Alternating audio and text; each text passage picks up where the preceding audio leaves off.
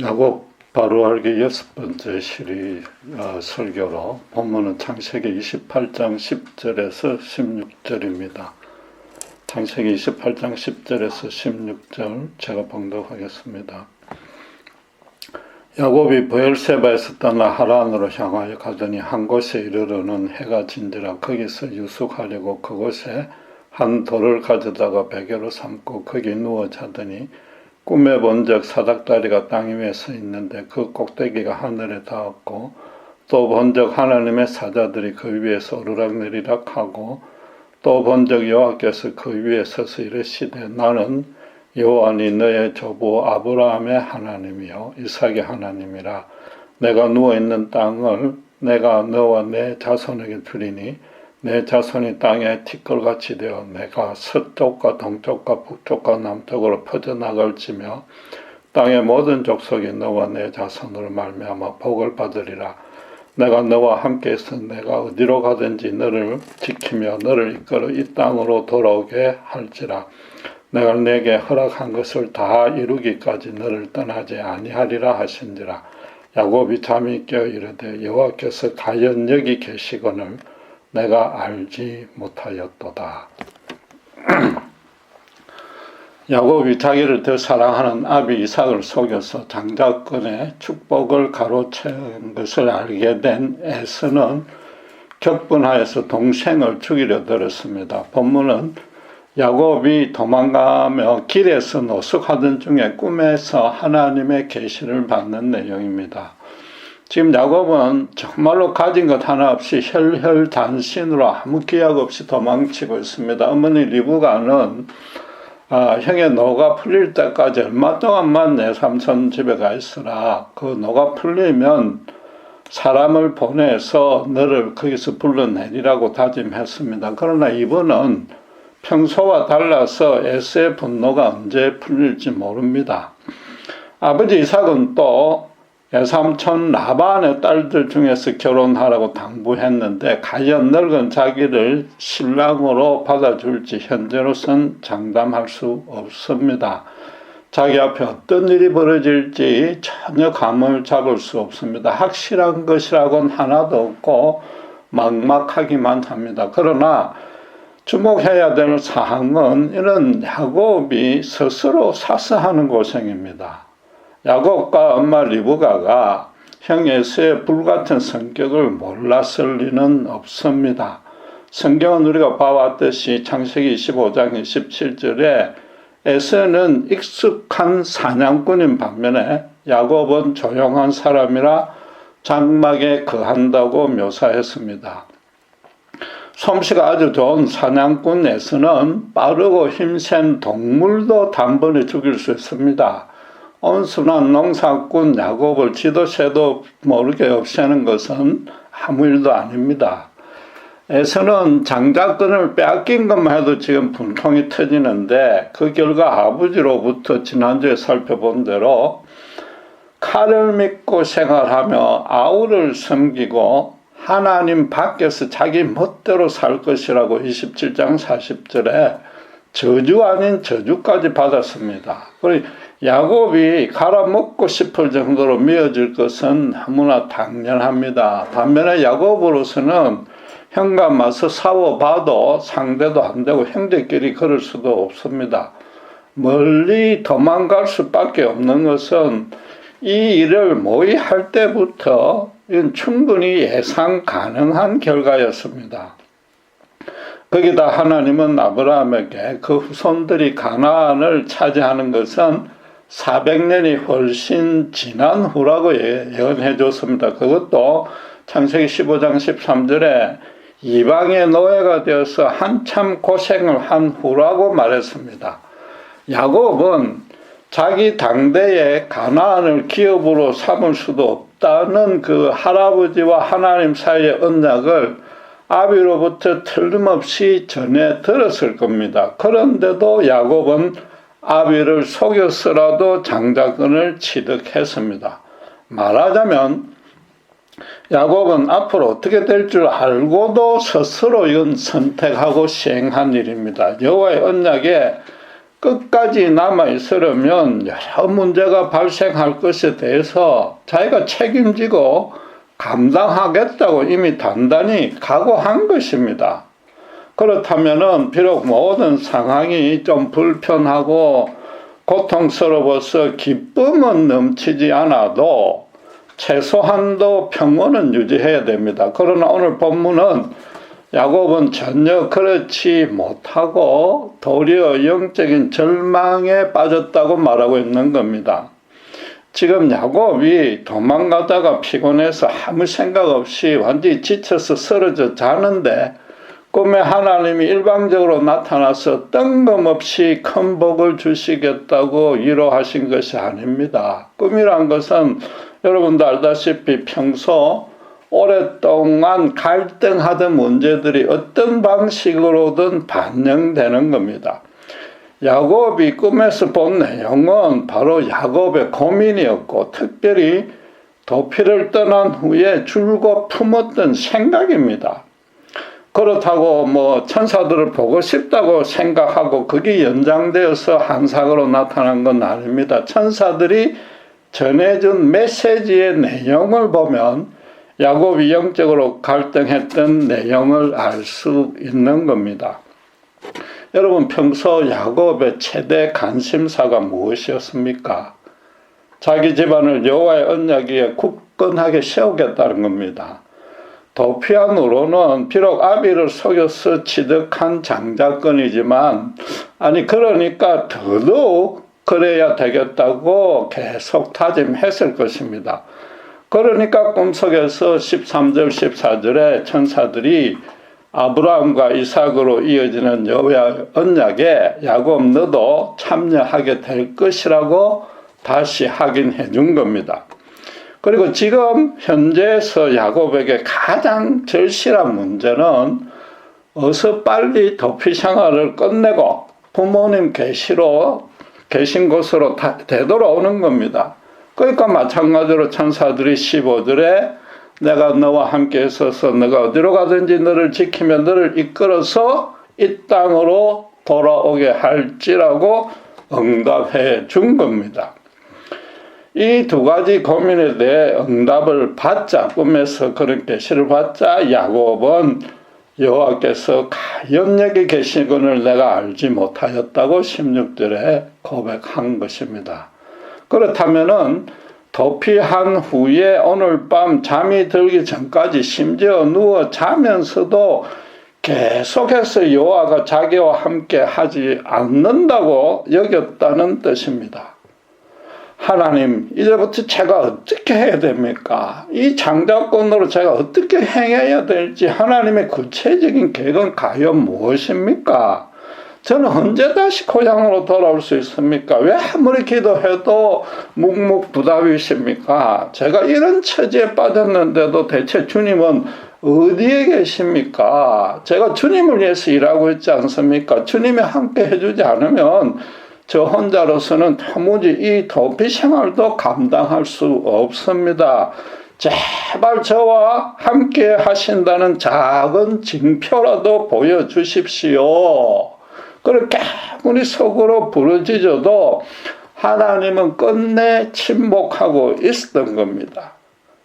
꿈은 하나님의 뜻을 가시적으로 보여주는 것이므로 그 직접적인 메시지 외에 보여지는 상징 안에도 어떤 특별한 의미가 숨겨져 있다고 봐야 됩니다. 지금 오르락내리락 되어 있지만 원문에는 이게 두 문장으로 천사들이 사닥다리를 올라감을 먼저 말하고 내려옴을 뒤에 말합니다. 그렇다면은 땅에 있던 천사들이 하늘의 부름을 받아서 올라갔다가 다시 내려온 것으로도 해석할 수 있습니다. 야곱이 너무 괴로워서 절망에 빠지자 하나님이 그와 함께 있던 천사들을, 평소에 함께 있었던 천사들입니다. 그걸 불러 올려서 당신의 뜻을 그에게 전해주라는 명령을 주셨던 겁니다. 그러니까 야곱이 하나님이 여기, 즉 지금 자기 곁에 함께 있었음을 미처 몰랐다고 고백했던 겁니다. 야곱은 알다시피 여호와의 언약을 중심에 굳건히 붙들고 있던 믿음의 사람입니다. 아무리 그래도 그도 너무나 연약하고 어리석은 피조물 인간에 불과합니다. 하나님의 위대한 선지자 엘리야도 열왕기상 18장 19절에 갈멜산에서 바알 선지자 450명과 혼자서 대결해서 통쾌한 승리를 거둔 직후에 죽음과 방불한 영적 절망에 빠졌습니다. 왕비 이세벨이 자기를 죽이려고 혈안이 되어 있어서 결국 혼자서 강야로 피신할 수밖에 없었기 때문입니다. 지금 야곱도 우여곡절 끝에 장자권이 에서에게 넘어가서 집안이 우상숭배에 떨어지는 일은 지금 막았습니다. 그러나 지금 언제 고향 땅으로 되돌아올지 기약도 없이 강야 쪽으로 지금 도망치는 데다가 돌아온들 그때도 에서가 죽이려 들지 않는다는 보장이 없습니다. 현실적으로 아무 출구가 없이 사방이 꽉 막힌 상태입니다. 무엇보다도 가장 견디기 힘든 일은 세상에 자기 혼자뿐이라는 사실입니다. 자기를 도와줄 존재라고는 아무도 없습니다. 하나님의 약속을 마음으로는 믿지만은 그분은 지금 전혀 눈에 보이지도 않고 귀에 들리지도 않고 손에 잡히지도 않습니다. 지금 유일하게 붙들고 있는 하나님의 언약도 사실은 할아버지가 받은 것으로 자기는 부모로부터 전해 들었을 뿐입니다. 그 약속의 실현도 무려 400년 뒤에 나가서 이루어질 것입니다. 야곱으로서는 전혀 실체가 없는 약속만 붙들고 시체말로 맨 땅에 헤딩하는 꼴입니다. 조용하여서 장막에 가는 것을 좋아하는 데다가 사냥꾼 형은 집을 비우기 일쑤므로 계속 그동안 부모를 모셔야 했고 그래서 그 나이 되도록 타지로 여행도 아마 가지 못했을 것입니다. 영적으로도 지금껏 부모가 하나님의 눈에 보이는 상징으로 하나님의 역할을 대신 맡아주었습니다. 그럼 지금 부모님이 함께 하지 않는데도 할아버지에게 주신 약속이 과연 나에게까지 이어질 수 있을지 덜컥 의심이 생길 수 있는 겁니다. 가나안 족속들은 각 지역마다 종족마다 다른 신들이 있다고 믿었습니다. 평소에는 야곱이 전혀 그런 생각을 못하다가 막상 브엘세바를 벗어나고 보니까 혹시라도 여호와가 권능을 발휘하지 못하는 것은 아닌지 은근히 걱정도 되었을 것입니다. 육신적으로나 영적으로나 세상 속으로 혼자만 던져지게 된 것은 지금 생전 처음입니다. 함께 예배드리고 서로 기도해 줄 사람도 없습니다. 이젠 정말 허감 속으로 혼자 걸어가야 됩니다. 지금부터 어느 누구의 도움도 없이 혼자서 헤쳐나가야 되는 겁니다. 우리도 마찬가지로 하나님을 굳건히 믿고 성경의 진리와 계명대로 살려고 최선의 노력을 다하고 있습니다. 그러나 세상의 악인들은 더 출세 형통하고 있고 나는 계속 고달프기만 하며 그게 나아질 기미조차 보이지 않습니다. 하나님께 간절히 기도해도 하나님은 침묵으로 일관하지 못해서 아예 나와 함께 있는 것 같지 않을 때가 종종 있습니다. 하나님께 잘못을 범한 일도 거의 없는데도 그렇습니다. 나아가서 내가 처한 상황에서 최선을 다해서 이웃을 섬기고 살고 있습니다. 눈에 보이는 증거는 없어도 그분의 말씀은 영원한 진리임을 확신하기 때문에 그분이 함께 하심을 거의 의심하지 않습니다. 그래서 현실적인 어려움은 그럭저럭 견딜만 합니다. 그런데 그러다가도 가끔 아무 이유 없이 기쁨은커녕 평안이 완전히 실종될 때가 있습니다. 교회 안에서 동료 성도로부터 오히려 음해를 받고 배우자를 포함해서 가족들조차 아무 위로가 되지 않습니다. 내 주변에 정말로 아무도 없고 혼자만 깜깜한 어둠 속에 홀로 버려진 것 같습니다. 아무리 기도를 해도 하나님은 팔짱 끼고 돌아서서 길을 막고 있는 것처럼 여겨집니다. 이런 우리의 심정을 시편 42편 1절에서 4절이 참 잘 표현하고 있습니다. 제가 봉독하겠습니다. 하나님이여, 사슴이 시냇물을 찾기에 갈급함같이 내 영혼이 주를 찾기에 갈급하니이다. 내 영혼이 하나님 곧 살아계시는 하나님을 갈망하나니 내가 어느 때에 나가서 하나님의 얼굴을 배울까. 사람들이 종일 내게 하는 말이 내 하나님이 어디 있느냐 하오니 내 눈물이 주야로 내 음식이 되었도다. 내가 전에 성의를 지키는 무리와 동행하여 기쁨과 감사의 소리를 내며 그들을 하나님의 집으로 인도하였더니 이제 이 일을 기억하고 내 마음이 상하는도다. 기자는 주변 사람들로부터 네 하나님이 어디 있느냐라는 비방을 지금 받고 있습니다. 그 사람들이 누구냐 하면은 이 시편 기자가 하나님의 집으로 인도해서 함께 성의를 지켰던 동료 성도들입니다. 그래서 너무나 낙심돼서 여호와를 찾았으나 아무 응답이 없어서 언제 당신의 얼굴을 배울 수 있을지 모르겠다고 탄식하고 있습니다. 그런 절망이 얼마나 오래되었으면은 비록 이게 시적인 수사법으로 가장은 했지만은 눈물이 밤낮으로 먹는 음식이 되었다고 토로하고 있습니다. 눈물 말고는 먹을 것이 없고 오직 슬픔으로 지새고 있다는 겁니다. 그래서 그런 절망에서 벗어나려고 제발 하나님의 얼굴을 한 번만이라도 보여달라고 간구했는데 기자는 그런 영적인 갈망을 사슴이 시냇물을 찾는 모습에 비유했습니다. 사슴은 아주 온순한 동물로 가족끼리 이렇게 몰려다니며 풀을 뜯고 먹고 삽니다.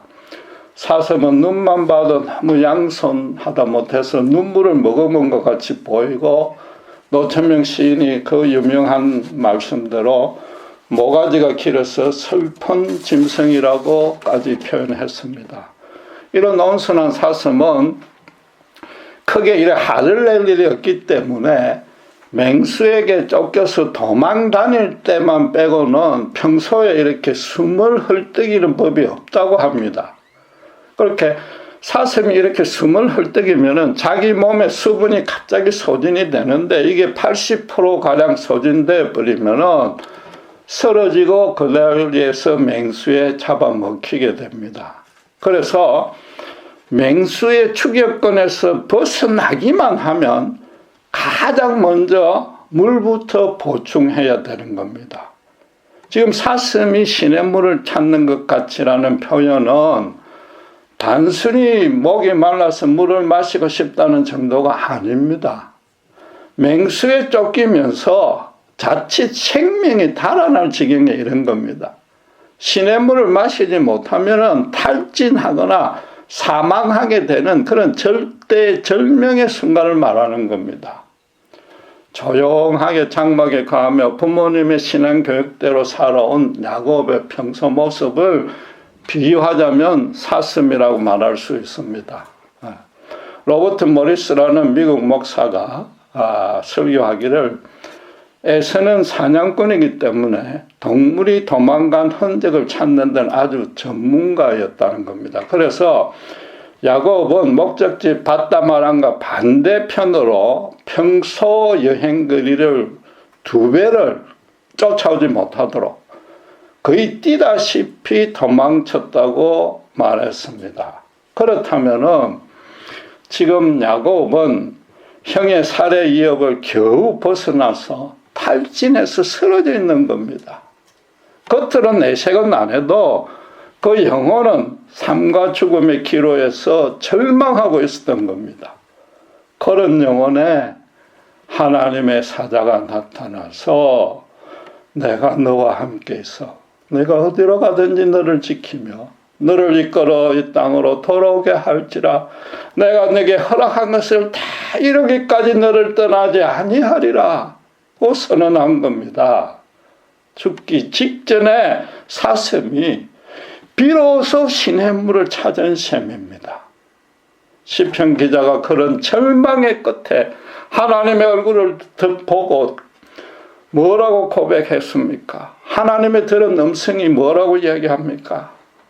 시편 42전 10절과 13절에 두 번이나 반복해서 내 영혼아 내가 어찌하여 낙심하며 어찌하여 내 속에서 불안해하는가. 너는 하나님께 소망을 두라. 그가 나타나 도우심으로 말미암아 내가 여전히 찬송하리로다. 그 음성을 듣고 그 모든 불안을 거두고 찬송한다고 고백하는 겁니다.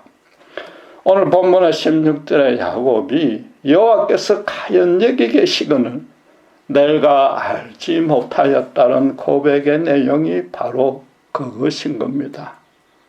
세상의 쾌락을 다 섭렵했던 천하의 탕자 어거스틴도 사람은 하나님의 품으로 돌아오기 전까지는 결코 평안을 누릴 수 없다고 실토했습니다.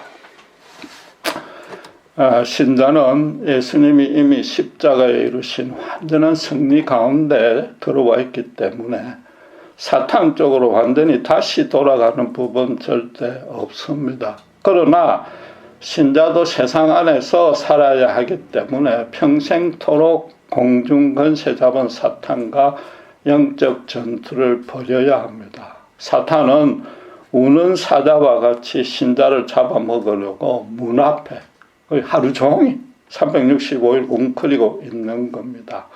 기도와 말씀에 집중하지 못하거나 열심을 냈어도 인간적 욕심과 본성이 개입되면은 일시적으로 하나님과 멀어지고 사탄에 넘어갈 수 있습니다. 사탄이 신자를 넘어뜨리는 가장 자주 쓰면서도 가장 강력한 무기가 하나 있습니다. 가장 강력하니까 가장 자주 사용할 수밖에 없는데 그건 아주 간단합니다.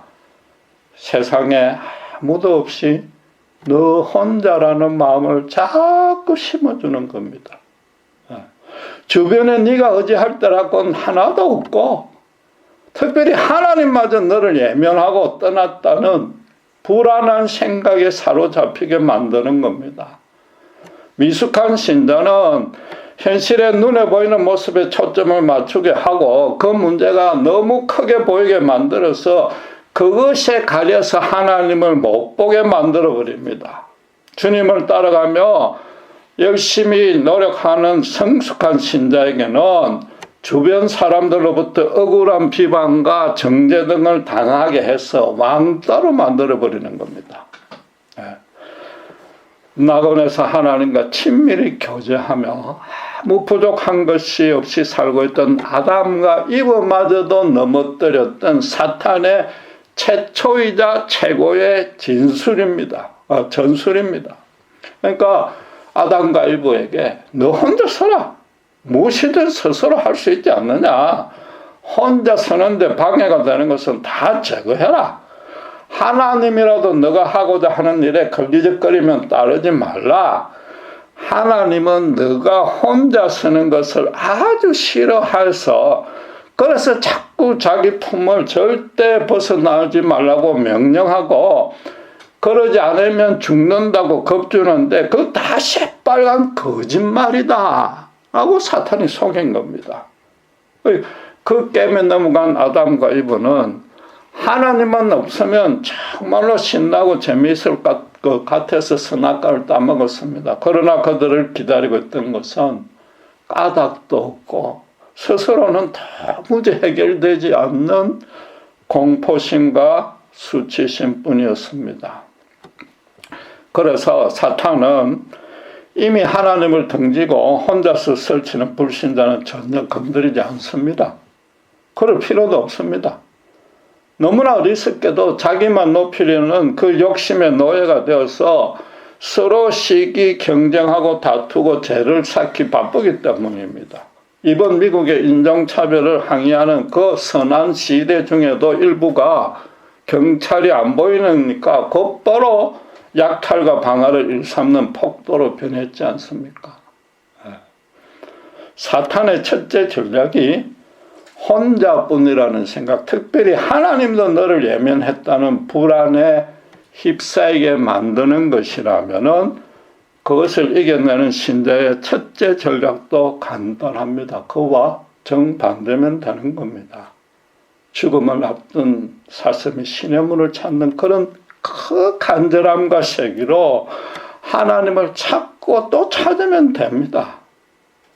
눈물이 음식이 되어 갈수록 속에 있는 모든 불안과 염려와 의심과 불만과 심지어 하나님에 대한 분노와 미움까지도 그분 앞에 다 털어놓으면 되는 겁니다.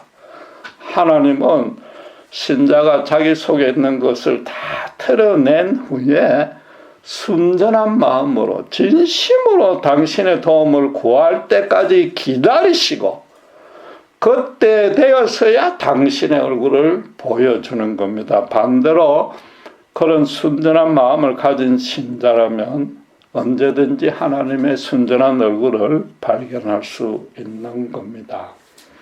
하나님을 찾고 또 찾으면 반드시 각자에게 그 사람에게 가장 합당한 방식으로 하나님이 함께 하신다는 확신을 심어줍니다. 하나님의 존재가 실존만 하는 것이 아니라 내 입술의 말은 물론이고 마음의 묵상까지 정확히 세밀하게 알고 계신다는 사실을 부인하려야 부인할 수 없게끔 만들어줍니다. 징조도 주고 어떤 일을 통해서도 반드시 그렇게 깨닫게 해주는 겁니다. 그 응답의 방식 또한 본문처럼 하나님만의 방식임을 알게 되니까 신자로서는 그분의 임재를 더더욱 확신할 수 있는 겁니다. 거기다가 그분이 멀리 떨어져 있거나 등지고 계시다가 갑자기 그 기도의 응답에서 나타나는 것이 아니라 과거에도 계셨고 지금도 내 바로 곁에 계시고 그래서 앞으로도 영원히 함께 하실 것이라는 점을 의심치 않게 만들어주는 겁니다. 야곱이 도망가고 없는 동안에 에서는 사냥하러 돌아다니기 바쁠 것이고 이방족속 세 며느리가 부모를 제대로 부양할 리도 없을 겁니다. 야곱은 어서 빨리 돌아가 부모를 잘 모셔야지 이 가문을 여호와 언약에 세워야지 그 염려뿐이었습니다. 그러니까 하나님은 야곱이 그 가장 듣고 싶었던 말씀 그대로 정확하게 응답해 준 겁니다. 야곱이 하나님이 바로 여기에 있음을 알게 되었다고 해서 그전에는 그 사실을 몰랐던 것이 결코 아닙니다. 흑암 중에 혼자서 생존마저 이토록 되었다는 그 걱정에 함몰되다 보니까 그분이 한시도 떠나지 않는다는 사실을 잠시 잊었던 겁니다. 그래서 아무리 큰 문제와 고난이 닥쳐도 영적 전투에서 승리할 수 있는 첫걸음은 하나님이 나를 떠난 적이 단 한 번도 없다는 그 진리부터 다시 확인해야 되는 겁니다.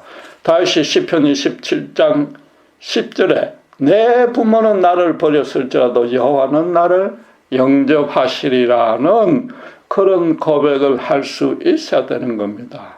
여러분 그 고백이 사실은 아주 쉬운 것 같아도 우리 모두 경험했듯이 결코 그렇지 않습니다. 그분이 나에게 지금 일으키고 있는 역사나 내가 차고 만든 그런 환경이나 나에게 만나게 해주는 사람과 사건이 나를 조금만 현실적으로 힘들게 만들면은 곧바로 그분이 함께 하신다는 그 간단한 진리마저도 너무나 쉽게 있는 것이 저를 비롯한 신자들인 겁니다.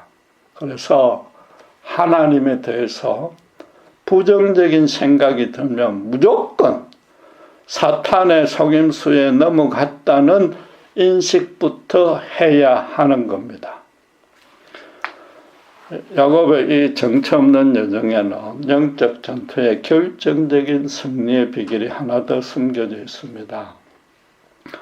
예수님이 가신 길을 따라 좁고 협착한 길을 걸어가야 하는 것이 신자의 일생입니다. 세상에서 형통과 안일한 신자와 거리가 멀고 문제와 고난이 겹칠 수밖에 없습니다. 그럼 여러분 진지하게 한번 따져보십시오. 고난이 겹치는 삶이 신자가 걸어가야만 하는 길이라면은 그분의 능력이 화끈하게 드러나는 그런 화끈한 증거가 따로 무슨 필요가 있습니까? 세상에서 왕따가 되는 고난 자체가 주님과 함께 지금 올바른 길을 걸어가고 있다는 그게 더 확실한 증거지 않습니까? 그럼에도 영적으로 어리석기만 하는 우리는 고난이 순식간에 기적적으로 끝이 나야 하나님이 함께하는 줄 겨우 깨닫고 겨우 안심합니다. 그러니까 하나님으로서는 더더욱 그렇게 하지 않는 겁니다. 일부러 심술궂게 구시는 것은 아닙니다. 하나님은 정말로 자발적으로 기꺼이 따르는 신자만 찾으시고 또 그런 신자를 통해서 신자의 형통이 아니라 하나님 당신의 거룩한 일을 이루시는 겁니다. 야곱도 아버지 이삭의 마지막 축복 기도를 통해 여호와께 받은 유업이 무엇이었습니까? 가나안에서 거류하는 유업이었습니다. 가나안을 차지하지 못하고 끝까지 나그네같이 살아간다는 것이었습니다. 마찬가지로 나그네같이 살아가는데 무슨 뾰족한 증거가 또 필요합니까? 나그네같이 살 수밖에 없는 그 삶 자체가 하나님의 유업이므로 나그네같이 살아갈 일이 많을수록 하나님이 함께한다는 증거인 겁니다. 여러분 제가 말장난을 하는 것이 아닙니다. 예수님의 말씀을 대신 전하고 있습니다. 정말로 심각하고도 진지하게 받아들여야 됩니다. 어떻게 해야 영생을 얻을지 물으러 온 부자 청년에게 그 청년은 알다시피 율법을 아주 모범적으로 잘 지킨 의인이었는데도 예수님은 내 재산을 다 팔아 가난한 자에게 나눠주고 그러고 당신을 따르라고 했지 않습니까? 무소유의 거지가 되라는 것이 아니라 당신과 돈 중에 딱 하나만 온전한 주인으로 모시라는 겁니다. 당신을 따라다니는 제자들에게는 더 직접적이고 극단적인 요구를 했습니다. 요한복음 12장 24절 25절에 내가 진실로 이건 맹세하면서까지 말한다는 겁니다. 너희에게 이르노니 한 알의 밀이 땅에 떨어져 죽지 아니하면 한 알 그대로 있고 죽으면 많은 열매를 맺느니라. 자기의 생명을 사랑하는 자는 잃어버릴 것이요 이 세상에서 자기의 생명을 미워하는 자는 영생하도록 보존하리라. 한마디로 말해서 당신을 위해서 죽으라는 겁니다. 제자들도 실제로 죽으라는 것이 아니라 이 땅에서 나그네같이 살라고 명한 겁니다. 또 당신께서 그렇게 사는 모범을 보여주었습니다. 이 땅이 중요하지 않다는 뜻도 전혀 아닙니다. 오히려 그 반대로 이 땅의 삶은 딱 한 번뿐이고 그마저 아주 짧기 때문에 도리어 매우 중요하다는 겁니다. 그러니까 돈을 주인으로 삼지 않고 오직 하나님의 언약 안에서 그분께 순종할 때만이 하늘의 영원한 가치와 의미를 누리며 살 수 있다는 겁니다. 그렇지 않고 하나님을 멀리한 자는 아무리 세상에서 최고의 사치와 풍요를 누려도 헛되고 헛될 뿐 아닙니다. 아니라 주님은 지금 당신을 위해서 목숨을 내놓으라고 요구하는 것이 아니라 이 땅에서 인간이 살 수 있는 최고 차원의 인생을 살아나가면은 주님을 위해서 순교할 수 있는 영광까지 기꺼이 감당할 수 있다고 말하는 것입니다. 지금 야곱이 꿈에서 깨어나서 하나님께 감사의 고백을 했지만은 현실적으로 달라진 것이라고는 단 하나 없습니다. 하나님과 함께 한다는 점 하나는 다시 하긴 했지만은 영적인 통찰력이 갑자기 업그레이드 된 것도 아닙니다. 앞으로 닥칠 모든 고난을 인내하고 이겨낼 수 있는 딱 한 가지 근거 내지 소망만 생겼습니다. 고향으로 돌아올 수 있다는 약속입니다. 그마저 언제 될지 전혀 모릅니다. 그러나 어쨌든 고향으로 돌아온다는 것 하나만 확실해졌습니다. 야곱이야말로 정작 우리가 본받아야 될 믿음의 표본이라고 말씀드린 까닭이 바로 이것 때문입니다. 400년 뒤에나 실현될 여호와의 언약에 동참하기를 간절히 소원했습니다. 그의 현실적 장자권은 나그네같이 살아가는 것 하나뿐이었고 실제로 그 인생을 감수했던 겁니다. 하나님이 어제도 오늘도 내일도 우리와 함께 하신다는 건 너무나 자명한 진리입니다. 그럼에도 아무리 신앙 연륜이 오래되어도 현실적 어려움에 빠지면 그마저 잊을 수 있고 불만과 원망이 생기는 너무나도 연약한 존재라는 것부터 겸허하게 인정해야 됩니다. 그래서 그때마다 시냇물을 찾는 사슴처럼 하나님을 찾고 또 찾아야 됩니다. 그럼 하나님은 당신의 얼굴을 보여주십니다.